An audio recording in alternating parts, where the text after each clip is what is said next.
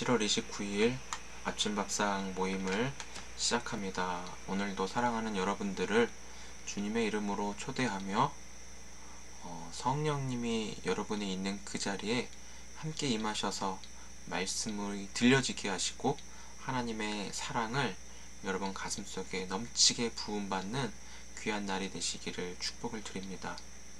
우리 다같이 사도신경 하심으로 신앙 고백하시겠습니다. 전능하사 천지를 만드신 하나님 아버지를 내가 믿사오며 그 외아들 우리 주 예수 그리스도를 믿사오니 이는 성령으로 잉태하사 동정녀 마리아에게 나시고 본디오 빌라도에게 고난을 받으사 십자가에 못 박혀 죽으시고 장사한 지 사흘 만에 죽은 자 가운데서 다시 살아나시며 하늘에 오르사 전능하신 하나님 우편에 앉아 계시다가 저리로서 산자와 죽은 자를 심판하러 오시리라. 성령을 믿사오며 거룩한 공예와 성도가 서로 교통하는 것과 죄를 사하여 주시는 것과 몸이 다시 사는 것과 영원히 사는 것을 믿사옵나이다. 아멘. 찬송가 499장 찬송 드리겠습니다. 499장 흑암에 사는 백성들을 보라. 함께 찬송 드립니다. 흑암에 사는 백성들을 보라. 수많은 심령 멸망하겠네. 그 누가 갈까. 주의 복음 들고 생명을 구원하는 곳으로. 큰 권세 주께 있으니 큰 권세 주께 있으니 너는 가서 주의 복음 전하라. 주가 너 항상 지키리라. 구원의 문은 넓게 열렸으니 십자가 운명 일어나거라. 너희의 힘을 하나로 뭉쳐서 죄악의 쇠사슬을 끊어라. 큰 권세 주께 있으니 큰 권세 주께 있으니 너는 가서 주의 복음 전하라. 주가 너 항상 지키리라. 왜 너는 멸망길을 가려느냐. 주 음성 듣고 응답하여라. 널 구원하려 예수 죽었으니 생명의 참된 복음 전하라. 큰 권세 주께 있으니 큰 권세 주께 있으니 너는 가서 주의 복음 전하라. 주가 너 항상 지키리라. 온전한 만민 승리의 그날에 영광과 찬송 주께 드리되 속죄함이 뭐 구원받았으니 기쁘게 할렐루야 부르세.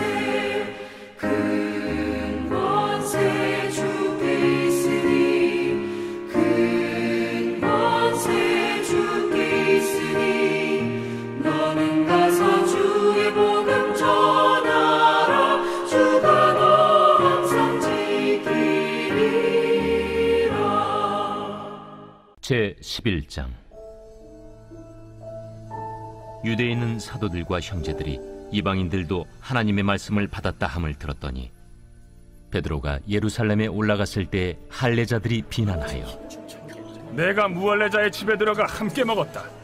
베드로가 그들에게 이 일을 차례로 설명하여 내가 욥바시에서 기도할 때에 황홀한 중에 환상을 보니 큰 보자기 같은 그릇이 내 귀에 메어 하늘로부터 내려 내 앞에까지 드리워지거늘 이것을 주목하여 보니 땅에 네 발 가진 것과 들짐승과 기는 것과 공중에 나는 것들이 보이더라.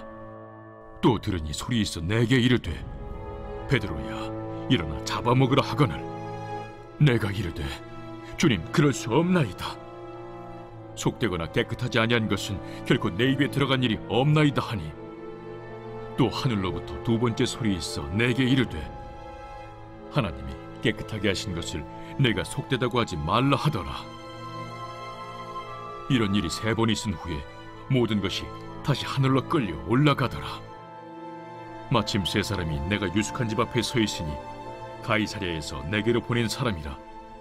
성령이 내게 명하사 아무 의심 말고 함께 가라 하시매, 이 6 형제도 나와 함께 가서 그 사람의 집에 들어가니, 그가 우리에게 말하기를 천사가 내 집에 서서 말하되, 내가 사람을 요바에 보내어 베드로라 하는 시몬을 청하라.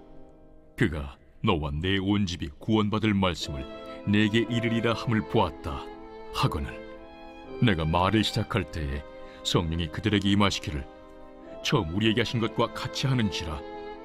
내가 주의 말씀에 요한은 물로 세례를 베풀었으나 너희는 성령으로 세례를 받으리라 하신 것이 생각났노라. 그런즉 하나님이 우리가 주 예수 그리스도를 믿을 때에 주신 것과 같은 선물을 그들에게도 주셨으니 내가 누구이기에 하나님을 능히 맡겠느냐. 그들이 이 말을 듣고 잠잠하여 하나님께 영광을 돌려, 그러면 하나님께서 이방인에게도 생명 얻는 회개를 주셨도다. 할렐루야.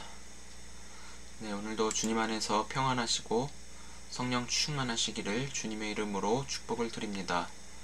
사도행전 이 말씀을 우리가 7월과 8월에 나누면서 함께 묵상을 하고 있습니다. 사도행전을 통하여 주시는 이 하나님의 말씀이 우리의 삶 가운데 성령의 역사로 함께 하시는 은혜를 우리가 다 받으시기를 바랍니다. 하나님께서 우리에게 베풀어 주시는 은혜는 이방인도 예수 그리스도를 믿음으로 구원을 받고 성령으로 세례를 받아 주님의 통치함을 받는 하나님 나라 백성이요 하나님의 자녀라는 것입니다. 이러한 주님과의 관계 속에서 우리의 전 생애를 책임져 주시는 하나님의 말씀, 이 약속을 믿고 이 시간에도 말씀이 들려지는 은혜가 있기를 한 번 더 축복을 드립니다. 오늘 사도행전 11장 말씀을 함께 읽었습니다. 여러분들은 언제 심각한 오해를 받았습니까? 아니면 다른 사람에게 편견을 가지고 대한 적은 혹시 있으신가요? 많은 사람들이 이런 말을 합니다. 너 내 마음에 안 들어. 여러분들도 이 말을 많이 해보셨을 거고 많이 들어보셨을 겁니다. 마음속에 깊은 이야기들을 상대방과 나누어 보지도 않았으면서 그냥 내가 보는, 내 눈에 보이는 외모, 그리고 그 겉모습만 보고 입에서 뱉은 말이었죠. 하지만 이 말은 현대를 살아가는 우리에게 굉장히 치명적인 실수였다라는 것을 감히 말씀드리고 싶습니다. 너 내 마음에 안 들어. 내 마음에 안 들면 어쩔 건데, 이렇게 반응하기도 하죠. 그러나 우리는 이렇게 말할 수 있는 자격이 아니라는 것을 우리가 좀 말씀 앞에 먼저 좀 생각해 보았으면 좋겠습니다. 1절에 보시면 유대에 있는 사도들과 형제들이 이방인들도 하나님의 말씀을 받았다 이 말을 하고 있는데, 사도들이 이런 이야기가 들렸다라는 것을 말하고 있죠. 그럴 때 원래는 공식적으로도 그렇고 사적으로도 그렇고 이런 이야기가 들리면 기뻐해야 되는 것이 당연한 것이죠. 하나님의 말씀을 받는 자에게는 구원의 은혜가 있으니까요. 그런데 오늘 본문에서 반응은 어떤가요? 베드로가 이 무할례자들, 즉 고넬료 일행인 이방인들과 함께 음식을 먹음으로 위법을 행한 것에 대하여 책망을 받고 있죠. 베드로가 아무리 사도이고 유대인이라 하여도 사람을 사랑의 대상으로 여기는 것이 맞지만, 이 유대인들은 이방인들을 사랑의 대상으로 여기지 않고 유대인 자신이 옳고 그름의 기준을 가지고 사람을 평가하고 있음을 알 수 있습니다. 즉 유대인들은 이런 생각을 가진 것 같아요. 감히 이방인 나부랭이가 하나님의 선민인 우리와 어떻게 겸상을 할 수가 있어? 이런 생각을 가지고 있지만 이것은 복음이 아니라는 것입니다. 복음은 예수 그리스도 안에서 이방인과 유대인이 하나가 되었다. 함께 밥을 먹어도 거리낌이 없다. 진정한 한 몸이라는 것에 우리는 복음이라고 불리는 것이죠. 성령으로 충만한 베드로는 4절부터 베드로가 받은 이 오해와 편견에 대하여서 설명을 하죠. 베드로 자신이 겪은 일은 바로 하나님이 하신 일인데 우리가 어제도 살펴보았던 대로 고넬료가 환상 중에서 베드로를 청했던 이야기, 베드로도 하늘에서 그릇이 내려와 잡아먹어라 이런 말씀이 들렸을 때 베드로 자신은 속되다 생각하여 3번이나 거절했던 이야기. 그렇지만 고넬료라고 하는 이방인의 기도에 신실하게 응답하신 하나님께서 실제로 베드로 자신에게 사람을 보내어 가이사랴로 가서 말씀을 전하는 그 내용을 베드로는 고백하고 간증하고 있습니다. 15절 한번 말씀을 따라해 보실까요? 성령이 그들에게 임하시니, 할렐루야. 우리 어저께 살펴보았죠. 성령이 그들에게 임하시니, 말씀을 듣는 자들에게 성령이 임하였다는 것을 말하고 있죠. 성령이 임하니까 저들도, 이방인들도, 무할례자들도 성령으로 세례받은 이야기들을 하고 있습니다. 베드로는 자신들만 예수 믿어서 성령을 받은 것이 아니라 하나님은 은혜를 주실 자에게 은혜를 주시고 믿음을 주실 자에게 유대인이나 이방인이나 상관없이 하나님이 주신다라는 것을 말씀하며 감히 사람이 하나님이 하시는 일을 막을 수 없다라는 것에 대하여 베드로는 단호하게 선포하고 있습니다. 이 말을 들은 형제들이 18절에 잠잠하여 하나님께 영광을 돌리며 이방인에게도 생명 얻는 회개를 주셨도다 고백하면서 오늘 이 사도행전 11장 말씀이 마쳐지게 됩니다. 사랑하는 성도 여러분, 하나님이 하시는 일에 사람이 막을 수 없는 일들이 있습니다. 저 여러분들이 예수 믿고 구원받아 하나님 자녀로 살아가는 것, 우리가 예수를 이 땅 가운데 믿는 가운데 사람들이 아무리 우리를 협박해서 예수 믿지 못하게 해도 우리의 믿음은 그들에게 빼앗기지 않는다라는 것입니다. 그러나 우리가 이 땅에 살아가면서 우리의 한 번뿐이 없는 인생 가운데 가장 기뻐할 일이 있다면 예수 믿지 못할 것 같은 사람이 예수를 믿었고 구원을 받아 하나님 자녀가 되는 이야기를 들을 때 얼마나 그것보다 더 큰 기쁨이 어디에 있겠습니까? 혹은 내가 전도한 사람이 전도할 사람이죠. 내 생각으로는 이 사람이 죽어도 예수 안 믿을 것 같은데 하나님의 말씀을 받아들이고 주님을 언젠가 영접했다, 그런 소식이 들릴 때 얼마나 기쁠까요? 제가 이전 교회에서 섬길 때 새가족 교육을 사람들이 다 받고 나서 주일 예배 때 새신자 환영회 매월 첫째 주에 이 새신자 환영회 할 때 항상 감격적으로 그 상황을 뒤에서 지켜보았습니다. 새신자들이 환영을 받고 그 교회의 공동체 일원으로서 함께 속하여 축하를 받을 때 모든 교인들이 주보를 들고 어서 오십시오, 사랑합니다, 축복합니다, 환영하면서 그들을 반기는 것을 보면서 전 많이 울었습니다. 그 감격과 기쁨의 현장에서 저들을 구원하시는 분이 하나님이시기에 그 하나님으로 인해서 온 교인이 한 마음과 한 뜻으로 기뻐하면서 마음껏 주님의 영광을 선포할 때 그것보다 더 큰 감격이 어디 있을까?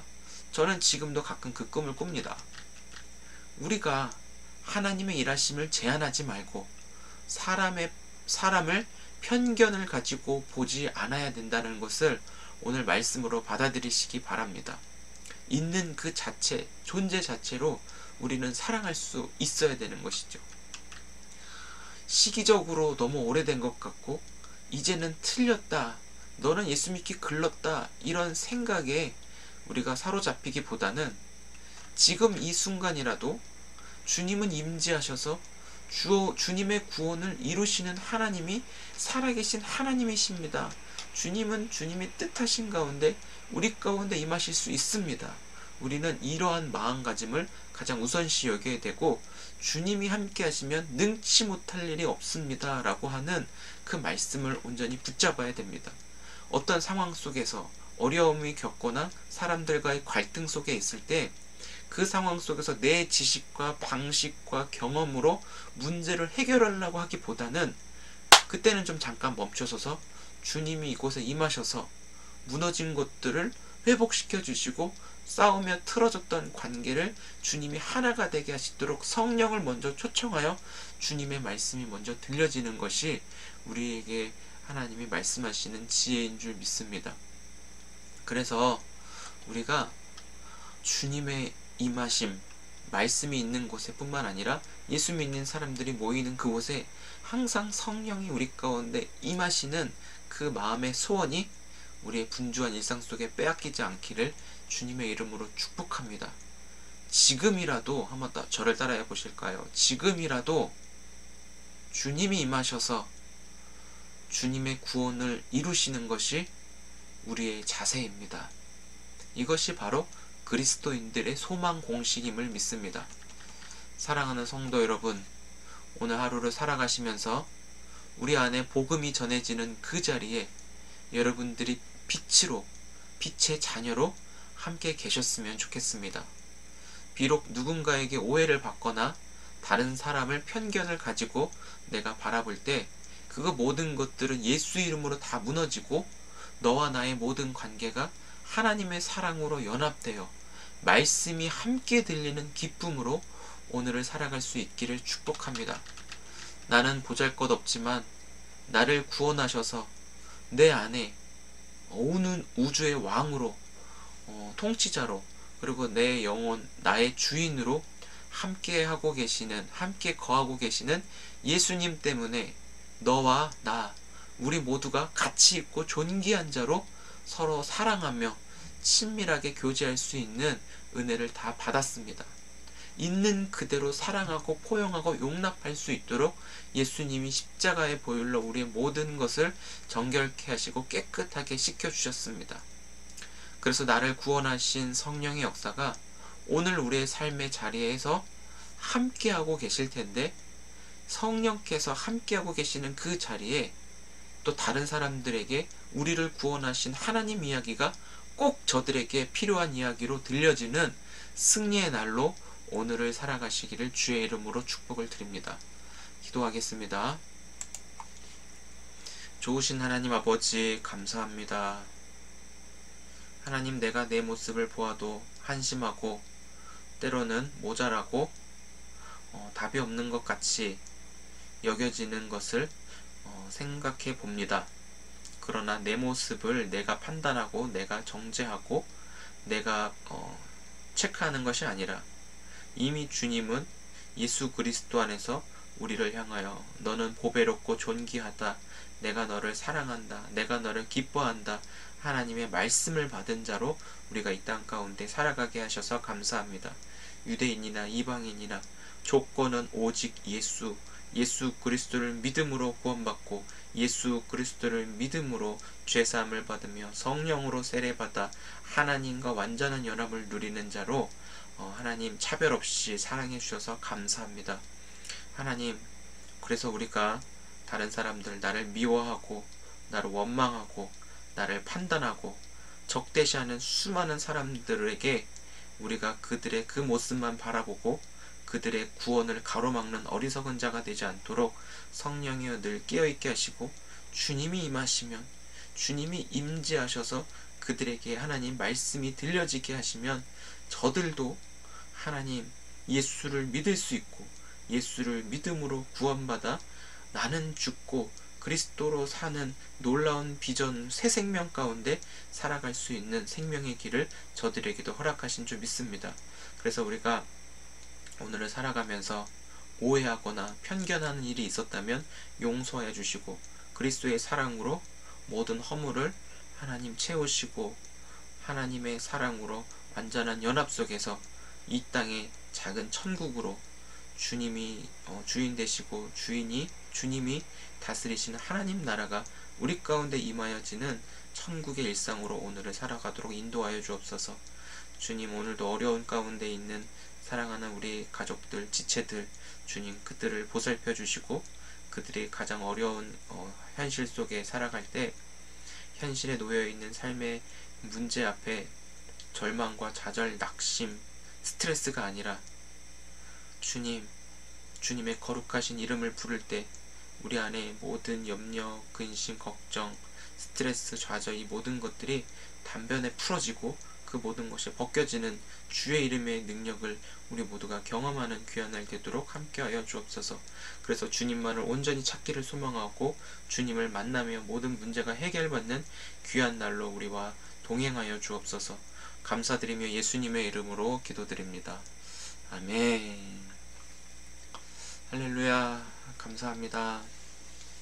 계속 우리가 성령님에 대해서 묵상하고 성령님의 그 임재가 우리 가운데 임하여서 우리가 놓여있는 삶의 자리와 현실, 이 삶의 모든 일들이 하나님과 함께 주님의 지혜로 이겨낼 수 있는 그런 경험들, 예수 이름의 권세가 실제 삶의 능력으로 좀 나타났으면 좋겠습니다. 우리가 이런 부분을 가지고 저도 기도하겠습니다. 그래서 우리가 함께 모이며 간증, 저기 우리들 교회에서는 간증 페스티벌 해가지고 실패하고 좌절하고 막 쓰러지고 헤어지고 막 이랬던 분들이 예수님 앞에서 또 하나님 말씀이 들려지니까 내가 죄인이었고 자신들을 구속하신 그리스도 앞에, 말씀 앞에 자신의 생애를 걸며 삶을 회복하게 하시는 하나님을 고백하고 간증하는 그 일들이 너무나 귀하다는 것을 생각해 보았습니다. 우리도 그런 은혜가 있었으면 좋겠고, 어떤 일이든지 간에 우리가 먼저 좀 마음을 터놓고 같이 그러한 은혜들을 나누면서 더 그리스도 안에서 하나가 되는 우리 손잡는 교회가 되었으면 좋겠습니다. 감사합니다. 우리 내일 뵙도록 하겠습니다.